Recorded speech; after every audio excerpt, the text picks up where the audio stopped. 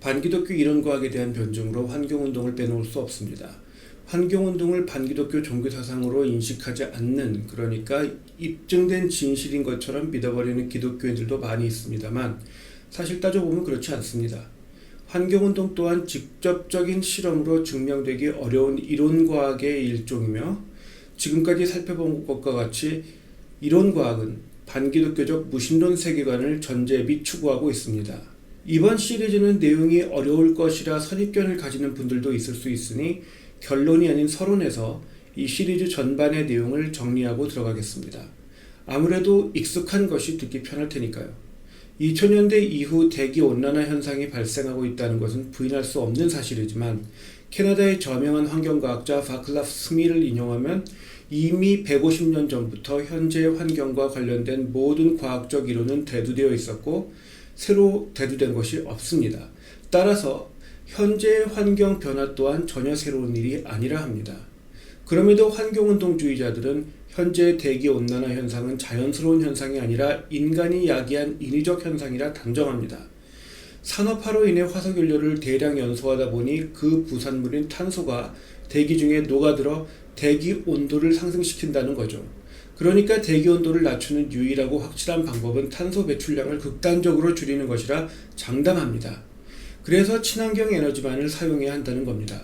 그런데 그러려면 화석연료에 의존하는 현재의 산업구조를 사실상 붕괴 또는 대체해야겠죠. 이 이론을 줄여서 AGW, 즉 Anthropogenic Global Warming이라고 부릅니다. 안스로, 즉 인간이, 제닉, 만들어낸, 창세기를 제네시스라 하죠. 무언가를 만들어낸다는 진이라는 접도, 전미어 이런 것이 붙은 겁니다. 그러니까 같은 의미를 가진 어원입니다. 인간이 만들어낸 범지구적 온난화라는 거죠. 그리고 21세기의 환경운동은 AGW를 막기 위해 산업의 영역에서 혁명적 변혁을 감행해야 한다 주장합니다. 사실상 AGW 혁명운동이라 칭해야 하는 거죠. AGW는 일개 이론임에도 21세기 전 세계 주류 사상이 되어가고 있습니다. 그리고 이러한 기현상의 배후에는 일개 이론에 불과하지만 마치 사실인 것처럼 받아들여지고 있는 다윈주의처럼 미디어의 선동이 크게 작용하고 있습니다. 이처럼 미디어가 무엇이든 주제를 잡으면 선동성 보도를 남발한다는 것은 전혀 새로운 일이 아닙니다. 좀 더 자세히 살펴보면, 첫째, 직접적인 실험을 통해 증명할 수 없는 이론과학입니다. 과학은 실험하고자 하는 단 하나의 변수 외에 모든 다른 변수를 철저히 통제한 환경을 인위적으로 만들어낼 수 있어야 합니다. 그래야 통제된 상황에서 특정 변수를 반복 실험하여 그 변수에 대한 특정 이론을 검증할 수 있기 때문입니다. 그러나 실제로 지구의 생태계 전반을 아우르는 모든 변수를 통제할 수 있는 방법은 없습니다. 기껏해야 시뮬레이션, 그 정도가 최선입니다. 그러니까 환경과학 자체가 증명되었다 장담할 수 없는 인간의 추정, 즉 이론과학일 수밖에 없습니다. 둘째, 실제로는 과학적으로 증명할 수 없으니 AGW에 대한 학계의 합의, 콘센서스를 주장합니다. 그리고 이 학계는 인류의 산업화로 인해 급증한 탄소 배출량이 그 원인이라 주장합니다. 그런데 살펴볼 것처럼 이 주장들을 입증할 근거는 턱없이 부족합니다. 셋째, 자기 모순입니다. 증거 대신 합의를 말하는 것은 다수결이지 과학이 아닙니다. 대체 언제부터 과학이 머릿수로 좌우되었나요? 과학은 보다 많은 학자들이 투표한다 해서 진리라 여길 수 없는 학문입니다. 진리를 추구해야 되고 진리를 추구하기 위해서는 확실한 증거가 있어야 하는 겁니다. 이처럼 한계가 분명한 일개 이론 과학임에도 마치 환경과학이 증명된 것처럼, 특히 AGW 이론이 증명된 것처럼 호도하는 것은 명백한 선동이자 학자들의 본분을 저버리는 행위입니다.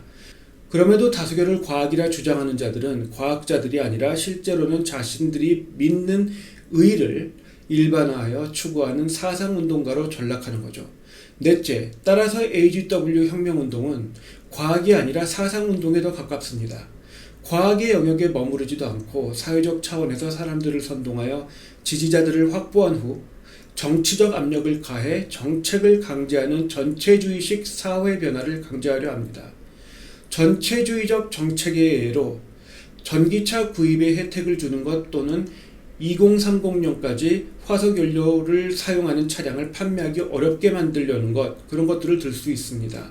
이 과정에서 소위 사회적 의로움, 즉 사회정의의 한 방편인 환경정의를, 영어로 말하자면 environmental justice를 자칭하지만 어디까지나 자칭 또는 자평하는 것에 불과합니다. 또 스스로는 별다른 희생을 하지 않고 정치적 행동만을 외치는 자기 모순으로 전락합니다.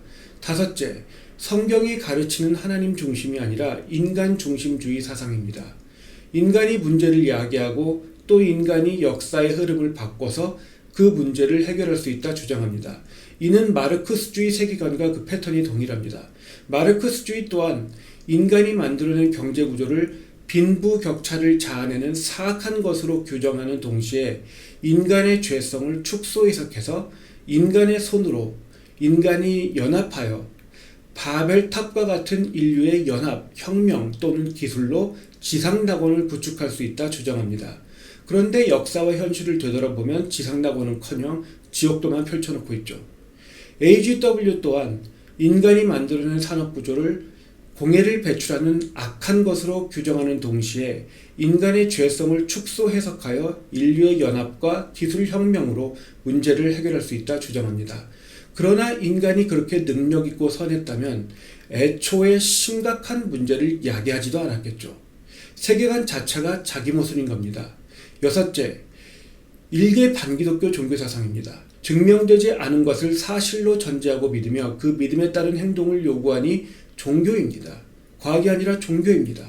인간 중심주의 세계관을 전제하니 반기독교 성향으로 치우칩니다. 무엇보다도 이들이 정죄하고 갈아엎어야 한다 주장하는 자본주의 경제구조와 전통적 산업은 기독교 문명의 물리적 기반을 제공하고 있습니다. 따라서 AGW는 여타 반기독교 사상운동과 그 궤를 같이 하며 그 중에서도 기독교 문명의 물리적 기반을 목표 삼고 있습니다. AGW 사상운동을 추종하면 화석연료를 사용하는 산업구조가 혁명적으로 대체되어야 한다 말합니다. 그리고 그 과정에서 경제공황 등 어떤 위기가 초래한다 해도 무조건 반드시 그 혁명을 계속해야만 한다 강요합니다. 그런데 그렇게 되면 기독교 문명의 기반이 된 산업체계가 부정되고 경제적 주도권이 신공산주의를 따르는 신진 세력에게 넘어가게 됩니다. 일곱째, 이러한 과정을 통해 기독교인들의 눈을 가려 성경의 예언에 촉각을 세우지 못하게 합니다. 예를 들어 성경은 대기와 온도 정도로는 좌우되지 않는 보다 치명적인 재앙들을 예고하고 있습니다. 그런데 환경운동에 눈이 가리워지면 모든 자연현상을 지구온난화와 결부하여 해석하게 되고 따라서 보다 큰 재앙들도 퍼부으시는 하나님의 주권을 깨닫지 못하게 합니다. 요컨대 말씀을 가리우는 것을 통해 많은 사람들이 시대의 징조를 분별하고 회개로 나아온 것을, 나아가 다시 오시는 예수 그리스도를 영접하는 것을 방해하는 거죠. 결국 AGW는 문제도 해결책도 모두 인간에 달려있다는, 다시 말해 인간이 자연계의 주인이라는 인간 중심적 세계관에 기반하는 반기독교 사상운동입니다. 이 모든 반기독교 지상낙원 사회운동이 추구하는 것은 하나님의 통치를 거부하는 인간의 자기통치입니다. 다윈주의 메타버스 평등주의와 마찬가지로 하나님과 비기려는 아담의 원죄, 인류의 죄성을 완성하려는 또 하나의 죄성운동인 것입니다.